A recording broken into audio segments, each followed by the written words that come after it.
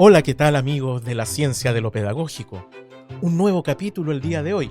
Tenemos un gran invitado y un nuevo sistema escolar. Así que vamos con la intro.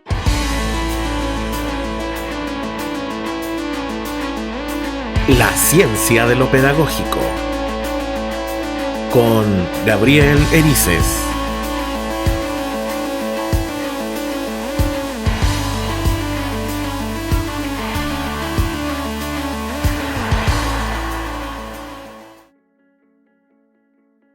Hola nuevamente, queridas y queridos amigos y amigas.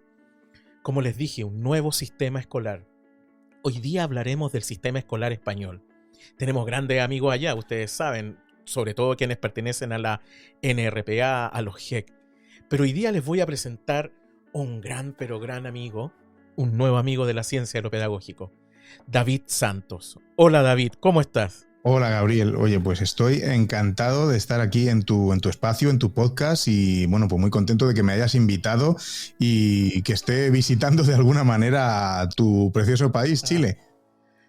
Genial. Oye David, cuéntanos, ¿qué eres? ¿Qué haces? ¿Quién eres?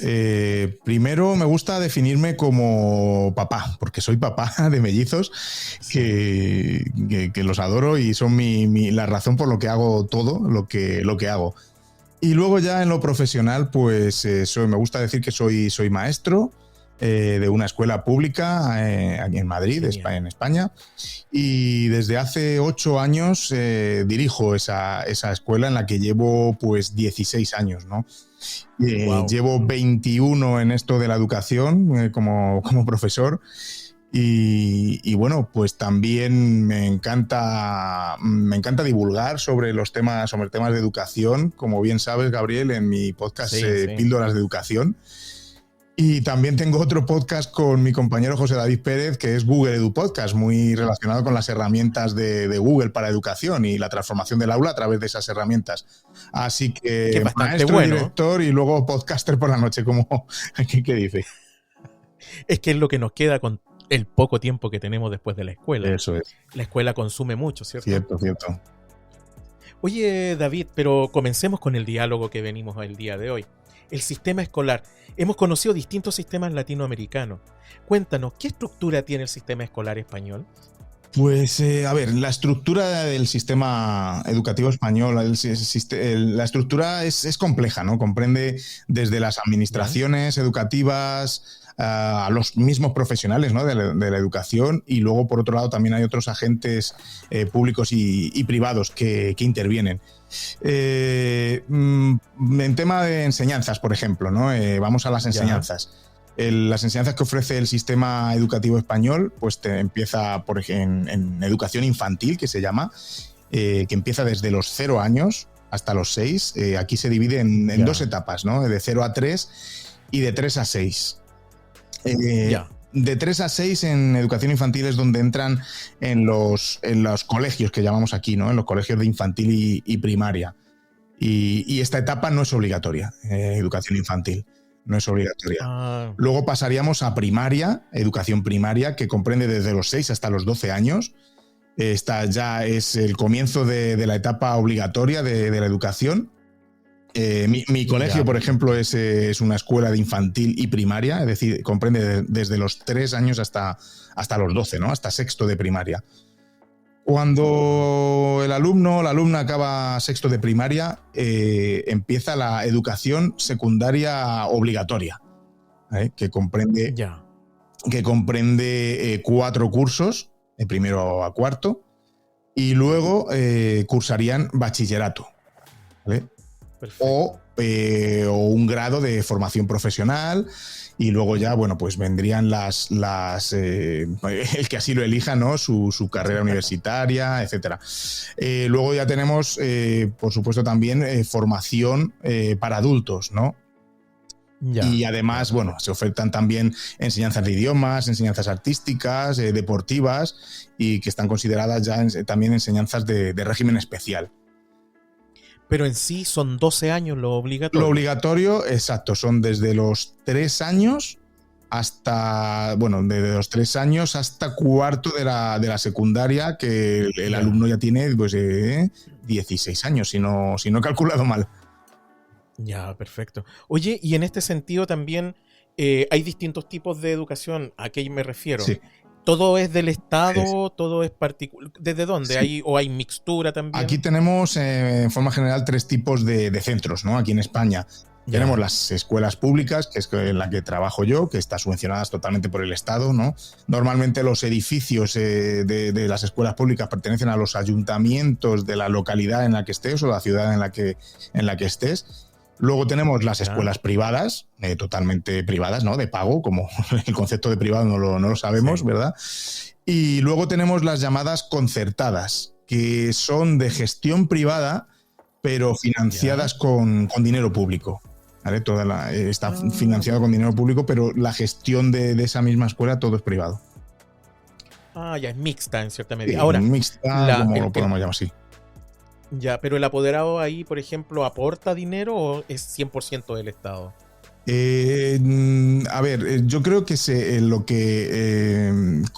hay muchos casos que son como cooperativas, por ejemplo, ¿no? Que alguien privado construye su escuela y como tipo negocio, ¿no? Ellos lo construyen, lo echan para adelante y luego todo el régimen de enseñanzas y ayudas las tiene del Estado. Ya. Oye, y en ese sentido, la enseñanza, el currículum, hay un cierto marco obligatorio, prescrito obviamente, pero sí, las escuelas tienen libertad de enseñanza. Bueno, evidentemente siempre se está hablando en el sistema educativo español de la autonomía de los centros educativos, ¿no? En cuanto a cómo articular toda esa normativa, ¿no? Que tenemos. Pero sí que es cierto que estamos hay un sentimiento, no sé cómo decir, de hartazgo, ¿no? Porque estamos ahora mismo estrenando la novena en realidad, la novena ley educativa en 50 años, o octava desde la democracia aquí en España. Y, hombre, si echas las cuentas, 8 en 40 años vamos a ley por cada 5 años, ¿no? Y es un poco ya...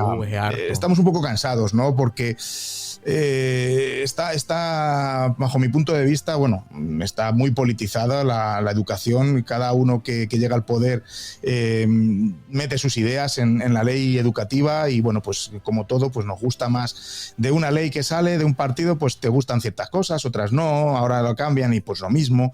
Entonces, pues estamos ahí un clamor ya por un pacto educativo que no se mueva, ¿no? Esa ley que tenemos, ¿no? Pero bueno. Ahora, te soy súper sincero, la visión desde América Latina es distinta, que hay como una visión de Estado. Al parecer no es tan así. No, porque, a ver, las competencias educativas... A ver, tenemos la Administración General del Estado, el Ministerio de Educación y Formación Profesional, que se llama ahora, y desde el Estado, digamos, que se articula la ley, ¿no? La ley de educación, la general. Sí. Pero luego, en cada comunidad autónoma, tenemos las consejerías de educación que desarrollan los decretos normativos de cada una de las autonomías. Entonces, en este desarrollo pueden cambiar muchas cosas de una autonomía a otra. Entonces, también es un poco lío, ¿no? Bastante. Oye, y en ese sentido, yo cuando escucho también tus podcasts, es súper interesante porque yo siento cuando uno lo escucha que amas la educación. Sí. Realmente es algo que te gusta hacer. Sí. ¿Tú en tu centro educativo sientes que tienes libertad para llevar a cabo ciertas metodologías, didácticas? ¿Sientes que tienes esa libertad? Sí, ¿no? Sí, totalmente. Nosotros, en mi centro en particular, en mi escuela, lo que hacemos es coger la normativa vigente, porque por supuesto estamos obligados a seguir la normativa vigente y la articulamos con el enfoque y con las metodologías que nosotros creemos más convenientes, ¿no? Vamos con los contenidos, estándares de evaluación, etcétera, que se requieren, pero nosotros lo hacemos con la metodología que creemos conveniente en cada momento y además puedes ampliar, reducir si es el caso. Vamos, sí, en realidad sí tenemos autonomía, ¿no? Tanto en lo pedagógico como en la articulación de toda esta normativa que tenemos. ¿Y eso tú crees que da un espacio a la comunidad educativa que tú lideras para profundizar y tener una enseñanza de calidad y que los niños aprendan, se sientan alegres aprendiendo, ¿no? Que sientan que es una carga? Sí, totalmente. Eso depende mucho de cómo yo estoy totalmente convencido de que el que el alumno y la alumna no sientan la educación como una carga es totalmente cómo enfoques esta educación, ¿no? Y mucho en relación con la comunidad en la que estamos, ¿no? Y con la apertura a la realidad que tenemos. No podemos tener las 4 paredes del centro cerradas y sin mirar por la ventana, ¿no? Diciéndolo metafóricamente. Tenemos que mirar por la ventana, abrir la puerta y saber lo que hay fuera. Entonces es cuando todos los contenidos pueden tener más sentido. Sí, tiene que haber una relación, como lo dice, que yo sigo mucho a Héctor Ruiz Martín. Total. No sé, es que es increíble cómo se llama. Ese aprendizaje significativo, aprendizaje profundo, tiene que estar conectado con la realidad de las personas. Porque si no está conectado no tiene sentido. No vive el aprendizaje. El aprendizaje, por lo menos yo lo entiendo así, es finalmente la práctica del ir conociendo, de indagar, de poder maravillarse con lo que tiene al frente la persona que aprende. Exacto. Pero yo creo que va por ahí. Exacto. Y como dice el gran Juan José Vergara, ¿no? Que al final el niño, la niña, el alumno aprende porque quiere, no porque y aprende cuando quiere, no cuando nosotros queremos.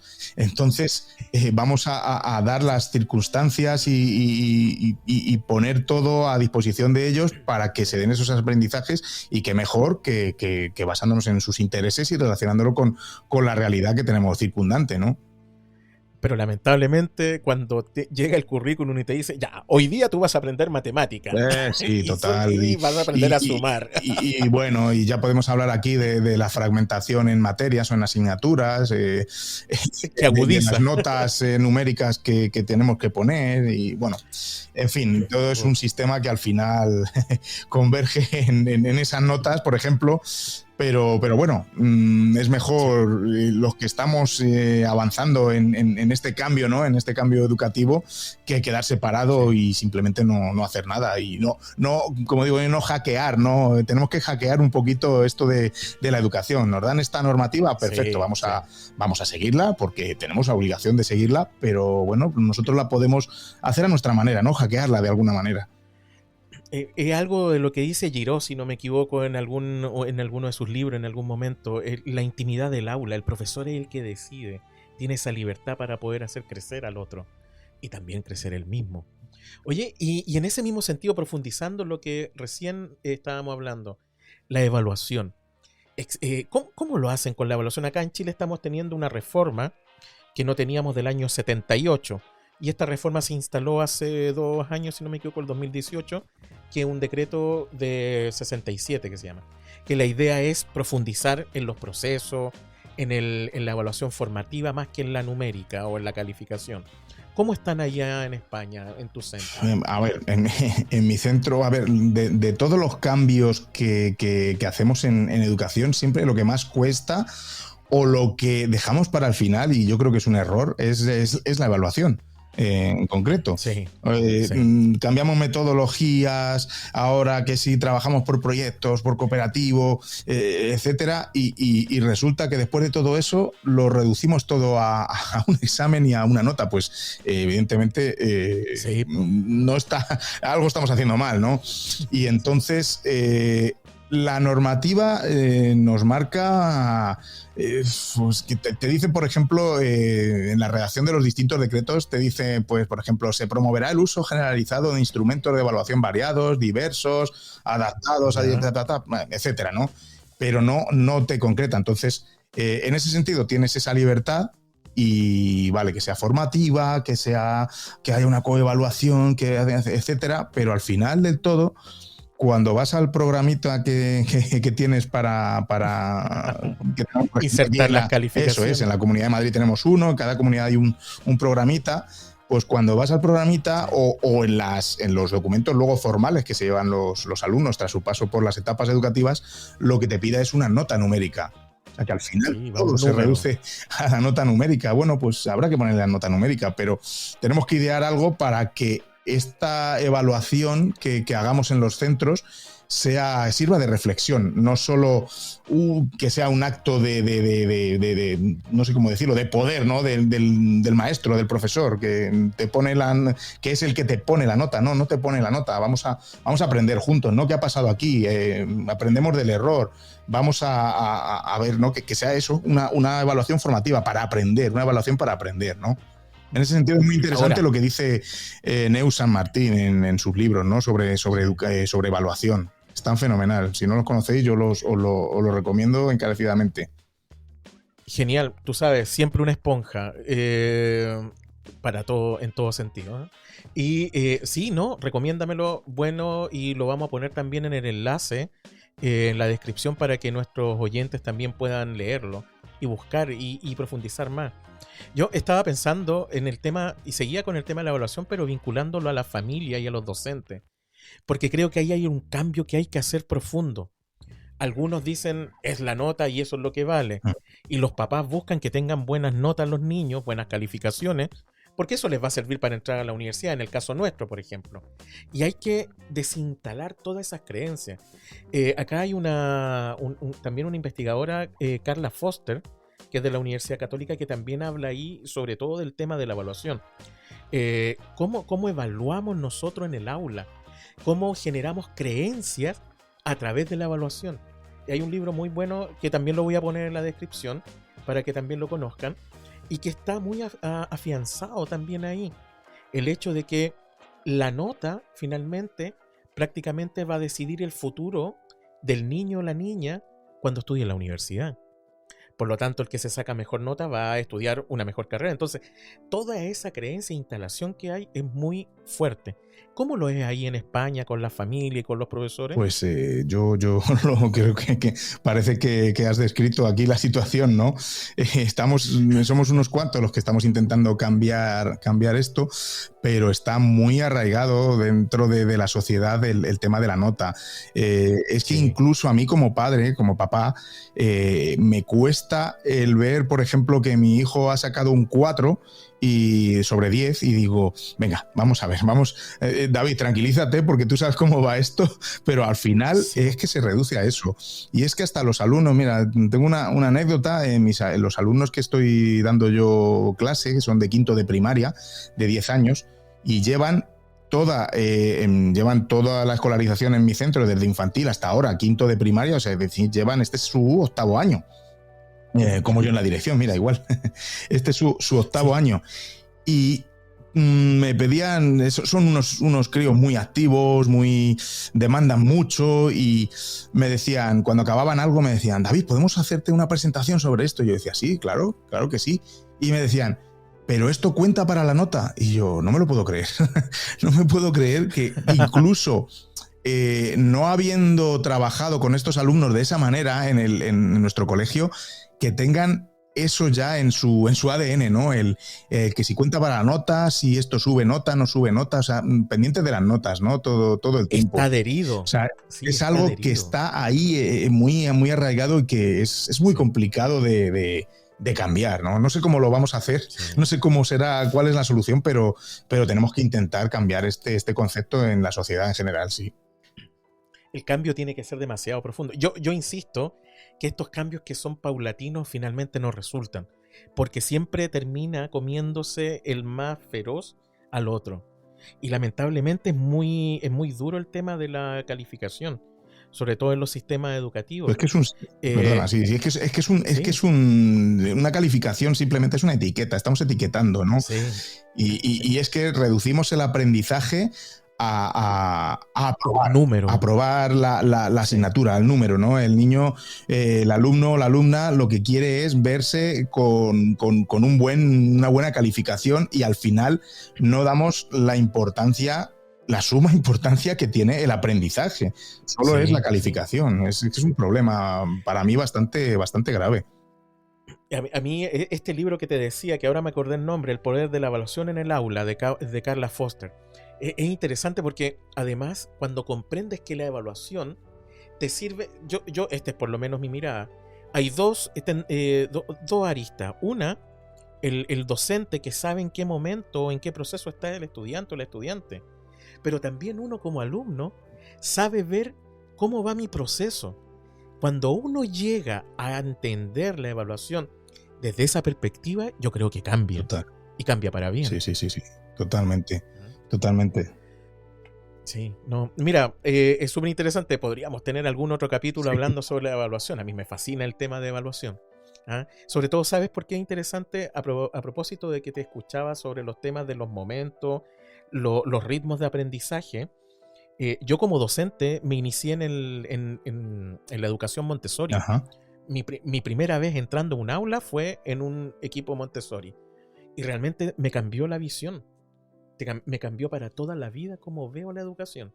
Y eso es algo súper importante dentro de estos procesos, porque yo creo que a lo mejor también puede pasar mucho lo que pasa aquí en Chile y en España, que los docentes también muchos están convencidos de que la nota es poder. Uh-huh. Y en la nota tú puedes controlar tu poder y tú, no sé, ¿pasa eso allá o no con algunos docentes? A ver, aquí, vamos, no puedo hablar por todos los docentes de España, porque la verdad es que sí que estamos haciendo en general una labor que no se ve, ¿no? De esto de cambio, pero sí que hay muchos docentes, lo veo, vamos, por estadística es lo que veo, lo que va pasando por mi colegio, ¿no? Y es, primero, la comodidad, porque la nota numérica te da comodidad. Es decir, tú corriges un examen con 10 actividades, 10 ejercicios, pues si tienes 8 bien, un 8, si tienes 3 bien, es un 3. Es muy fácil. Listo. Es muy cómodo poner esa nota. Es más trabajo y más incómodo, entre comillas, aunque para mí, bajo mi punto de vista, mucho más gratificante, ¿no? Como docente, por supuesto, que estamos ahí por los alumnos, es el ir sacando evidencias día a día, el compartir una rúbrica con los alumnos, el proveerles con una diana de aprendizaje, el que se coevalúen, ¿no? En la coevaluación, que se evalúan entre ellos, ir sacando datos de cada cosa que se haga en el aula, ¿no? Y luego, bueno, pues el examen existe y se puede utilizar, claro que sí, ¿por qué no? ¿No? Pero no como la herramienta ya decisoria y con esa te la juegas a todo, ¿no? Porque un día lo puede tener malo ese niño, esa niña, ¿no? Y se la está jugando a eso, pero no mide realmente lo que ha aprendido. Nosotros como maestros, como maestras, necesitamos saber qué está aprendiendo, y el examen, a mí me parece que solo con eso y con una nota no nos va bien, ¿eh? No lo estamos no estamos sacando bien lo que están aprendiendo, ¿no? de esa nota o de ese examen. Sí, y yo creo que ahí hay algo también de profesionalización de nuestra labor. Yo siento que, bueno, sí, estoy de acuerdo contigo, nos cuesta mover desde el estado de confort. Hay un libro muy bueno también de Michael Fullan y Lynn Charrat que me acordé hoy día, poniendo los rostros a los datos. Y cuando tú le pones esos rostro a esos datos que tiene, que no son solamente notas o calificaciones, sino que son procesos, son momentos, vas comprendiendo el proceso de aprendizaje y vas entendiendo quiénes son estas niñas y estos niños. Y ahí hay un lazo que jamás se pierde. Yo recuerdo hasta el día de hoy la profesora que tuve en primero básico, que aquí sería, en tu caso sería el primero de primaria, cuando uno tiene 6 años. Sí. Y hasta el día de hoy la recuerdo a mi profesora, que fue fundamental para mí, quien me enseñó a leer, quien me enseñó muchas cosas que hasta el día de hoy yo tengo acá. Y la imagen y el nombre de ella, Miss Nancy. Pero es eso, cuando el profesor tiene esa capacidad de acompañarte y de tener un vínculo, cambia tu visión de la educación como alumno. Total. Y yo creo que eso es clave, ¿no? Es clave. Sí, evidentemente. Y luego ya para concluir con el tema de la calificación, a mí me parece que las calificaciones, las notas tienen una incapacidad, por decirlo de alguna manera, de saber en qué se está fallando. Por ejemplo, un ejemplo muy claro es un alumno o una alumna que está sacando un 7 sobre 10, como aquí ponemos, un 7 en matemáticas durante toda su primaria o durante toda la secundaria, ¿no? Bueno, pues un 7 diríamos que es una niña, pues, o niño, que va bien, ¿no? Una nota, un notable, que aquí se traduciría, ¿no? El 7 es notable. Bueno, pues va bien. Entonces no indagamos, pero ahí hay tres puntos, digamos, que en lo que está fallando, ¿no? Demanda hay algo, ¿no? Pero ¿qué es? ¿Y si todo el tiempo está fallando en geometría, por decir algo? Cuando llegue a un curso en el que solo tenga geometría, entonces en vez de un 7 va a tener un 1, un 2. Entonces, ¿cómo sabemos en qué está fallando? ¿Saque un 7, saque un 3 o saque un 9? No, la nota numérica no nos dice, no nos da datos, no nos da esa información valiosa. O por último, incluso si tomamos ese dato, despertemos también los profesores y digamos, ¿por qué no llega al 10? En el caso de Chile es máximo el 7. Pero si está sacándose un 5, ¿por qué no llega al 7? Por último, preguntémonos y cuestionémonos. Y de ahí encontremos la forma también de hacer seguimiento. Yo creo que, y en ese sentido va con la pregunta que viene ahora.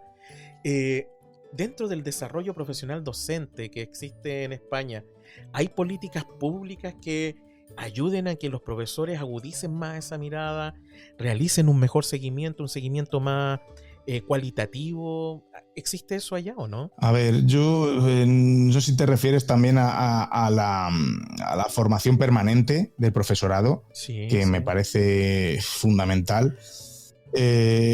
Aquí, a ver, se oferta mucha formación, sobre todo, bueno, para los funcionarios públicos, que somos los que estamos en las escuelas públicas. Pues para cuando cumples 6 años, sexenios o trienios, ¿no? Para que cobres ese trienio o sexenio, te obligan a determinados créditos de formación. Entonces, yo conozco muchos profesores que hacen lo imprescindible para llegar a ese sexenio o ese trienio y ya está, y se olvidan. Y sin embargo, hay otros que están formándose constantemente a cada momento y en cada lugar, ¿no? Es muy difícil. Ahora, mira, justamente ayer salió aquí una noticia de que se va a cambiar la forma de promoción del profesorado, de cómo accede a la universidad, de la formación permanente, etcétera, ¿no? Y bueno, todavía no me lo he leído, que creo que va a estar muy interesante, pero aquí estamos en ello, ¿no? Estamos en ello. Ya.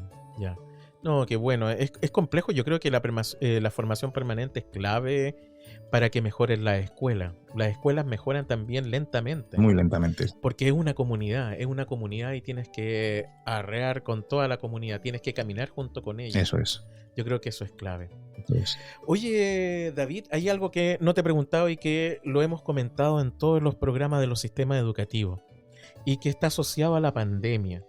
La pandemia trajo algo horroroso, que es el tema en sí mismo de la enfermedad, de las muertes que hubo, el tener que irnos a cuarentena, escondernos y atemorizarnos de este virus.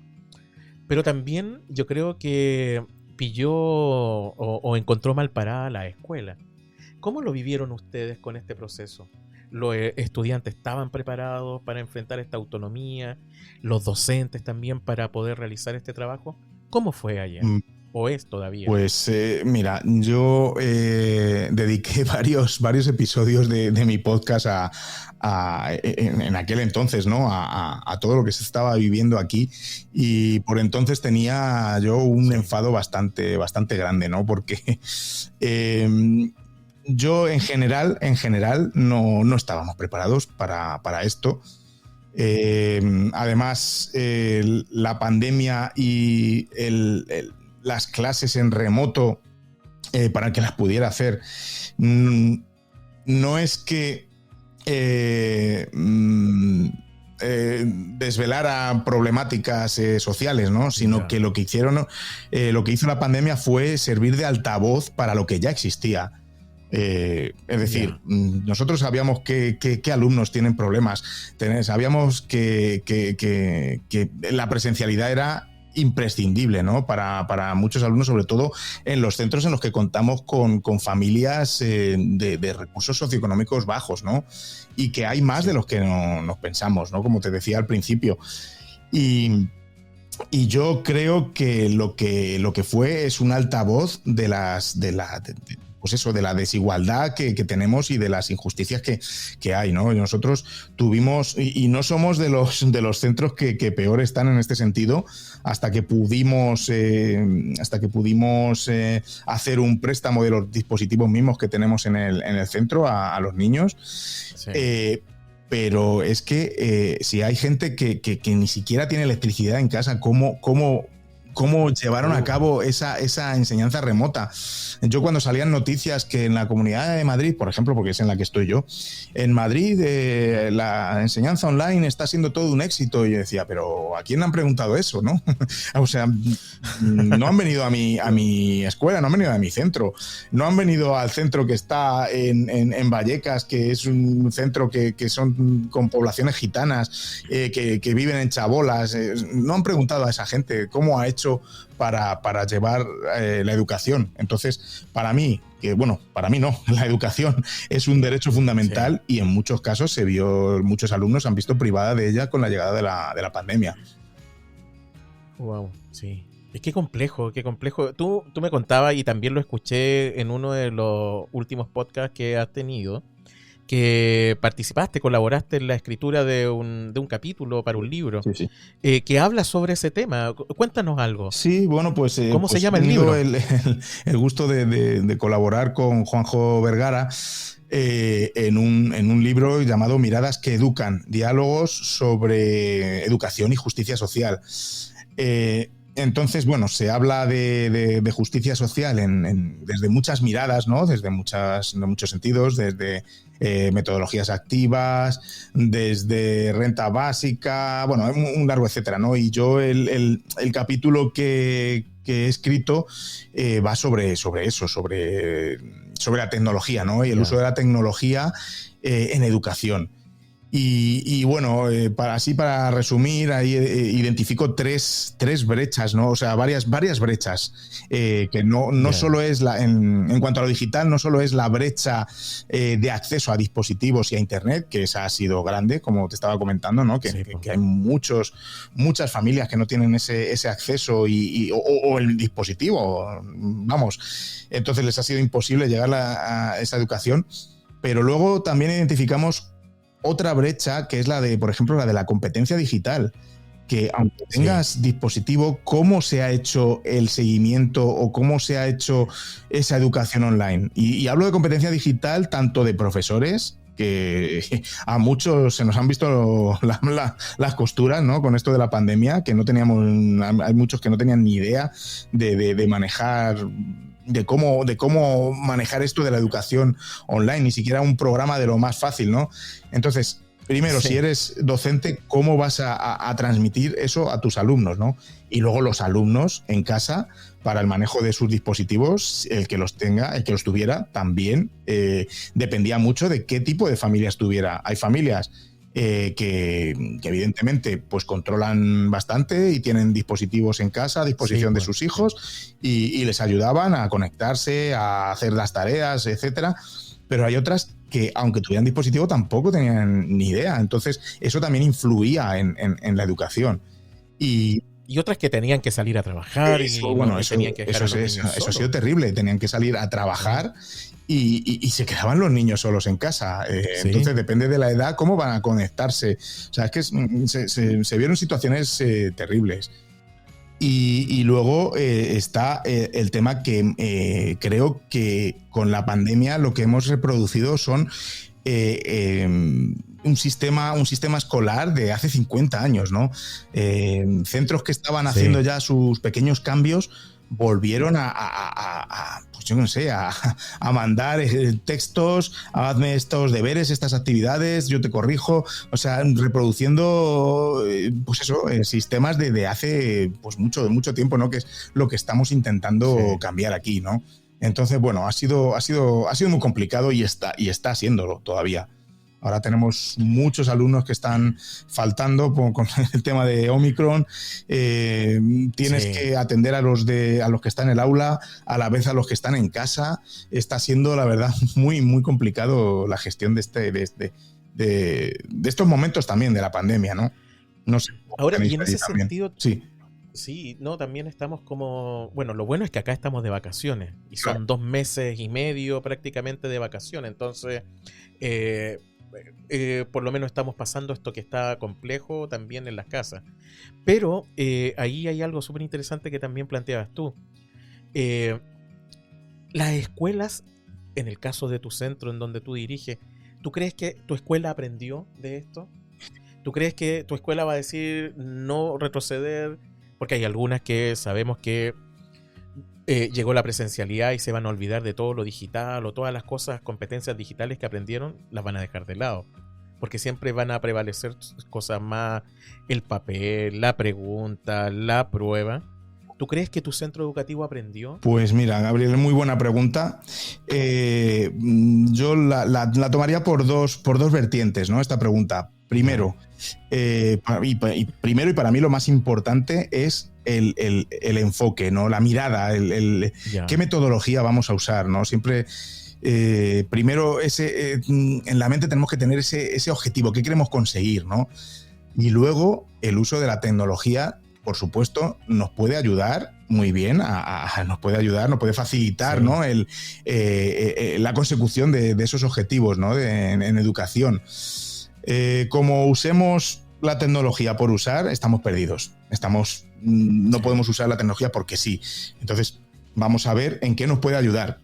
Entonces, el retroceso yo lo vería más bien, Gabriel, en cuanto a metodología, ¿no? El coger y ahora con las restricciones, grupos burbuja que llamamos, que tenemos, que nos olvidemos de la cooperación, que nos olvidemos de eso, pues, de los grupos cooperativos, del aprendizaje basado en proyectos. Eso a mí me preocupa más. Porque, bueno, por supuesto, el lápiz y el cuaderno nunca va a desaparecer porque pues siempre está ahí, ¿no? Y la tecnología lo que tiene que hacer es ayudarnos a conseguir esos objetivos. Vamos a hacer un proyecto sobre, no sé, ahora que vamos a celebrar el día escolar de la no violencia y la paz, que es el día 30, por cierto, de enero.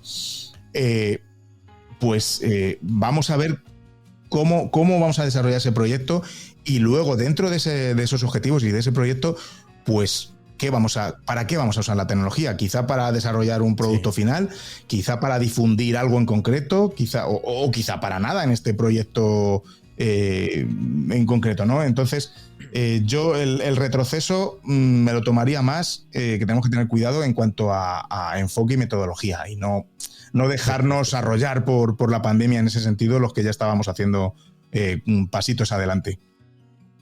Sí, yo creo que eso es algo fundamental. Los enfoques son clave en este proceso. Ahora son enfoques antiguos, como el ABP, por ejemplo, que ya lleva más de 100 años, exacto, yo creo, si no me equivoco. Entonces, ¿por qué no se instalaron antes? Es interesante eso. Sería interesante poder estudiarlo. ¿Qué pasa que no nos llamó la atención en los países hispanoparlantes? Que no tomamos eso desde lo profundo, desde dónde viene. Pero ahí hay otra cosa interesante también, entender de que la tecnología es un medio. Exacto. ¿Cuál es el fin finalmente? Bueno, aparte de ser felices y pasarla bien en la escuela, porque hay que pasarla bien también en la escuela. No es un momento de entretención, porque la entretención es otra cosa, pero es un momento de aprendizaje, que ese es el centro. Claro. ¿Crees en eso también, no? Sí, totalmente. Hay muchos que ahora como tenemos tanta polarización en cuanto a ideas en educación, ¿no? Pero hay muchos que critican el que se lo pasen bien en la escuela, y yo no veo ningún problema o ningún conflicto entre aprendizaje y pasarlo bien. No, vamos. Sí. totalmente. Claro que como en cualquier cosa en la vida, pues habrá momentos en la escuela que sean más divertidos, otros menos divertidos. Habrá algunos momentos en los que haya que esforzarse más, otros que casi sin esfuerzo hayas conseguido aprendizajes, pero como todo en la vida, ¿no? Entonces, yo no entiendo estos debates que se forman por las redes, por ejemplo, en cuanto a los profes innovadores, entre comillas, y los, ¿cómo lo llaman? Profesaurios. O sea, no hay, o sea, vamos a ver, para mí es un debate muy o sea, vacío, ¿no? Porque siempre tenemos, o sea, ni es un extremo ni es el otro, ni es blanco ni es negro. Tenemos una escala maravillosa de colores por la que dar esas enseñanzas, esos aprendizajes, ¿no? Que los niños aprendan.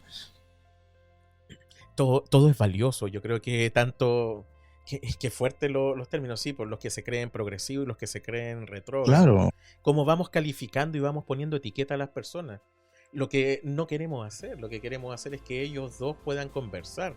Esas dos formas de mirar la educación puedan dialogar por el fin, finalmente, que son nuestros estudiantes. Exacto, y que en un aula conviven muchos tipos de metodologías. Nosotros, por ejemplo, en nuestra escuela, que apostamos por el aprendizaje basado en proyectos, pero también hay clases magistrales, porque las hay y conviven perfectamente esas metodologías. No tienes que ser un innovador con los proyectos o eres de los otros que da clases magistrales. Pues no, pues conviven perfectamente y no hay ningún tipo de problema. Depende del contenido, del objetivo, no sé, de muchas cosas, ¿no? Depende y todas pueden convivir en paz y armonía.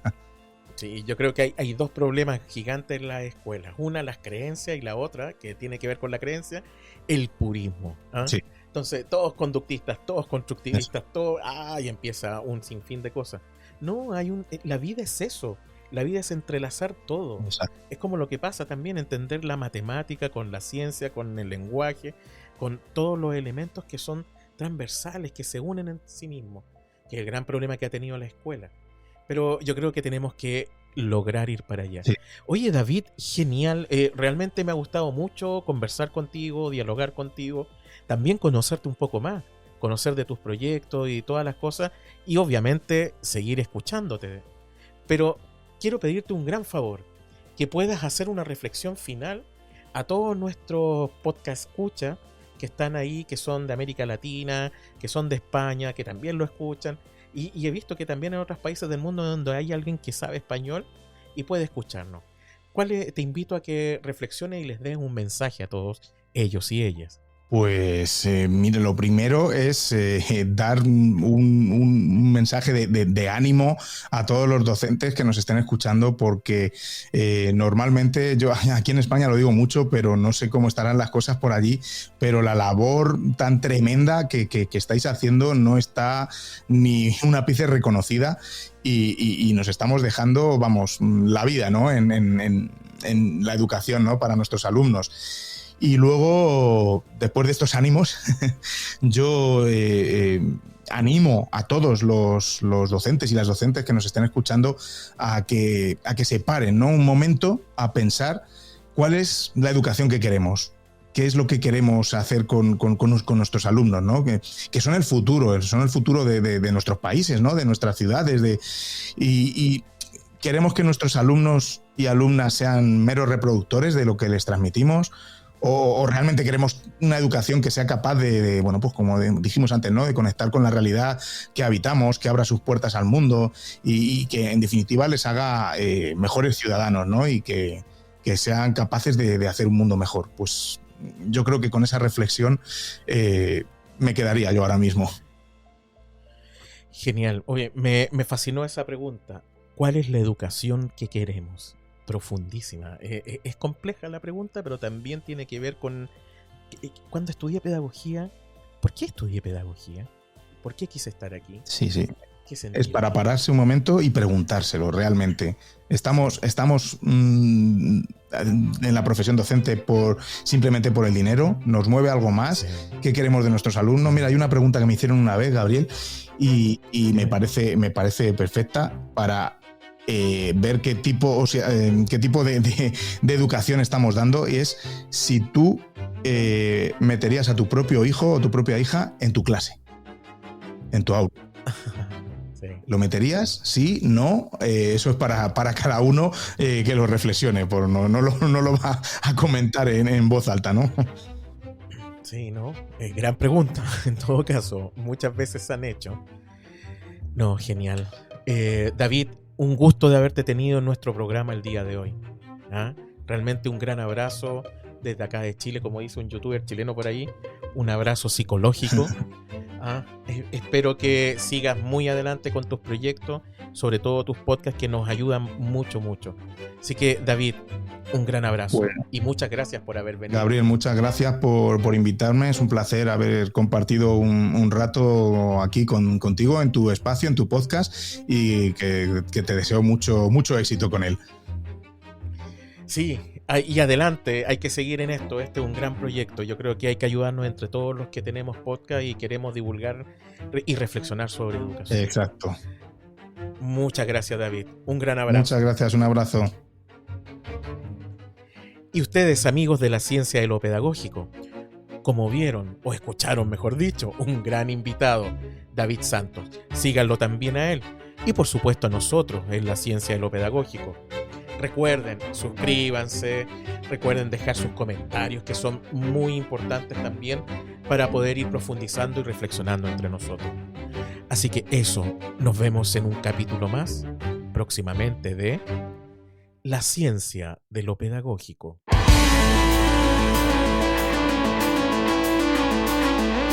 La ciencia de lo pedagógico con Gabriel Erices.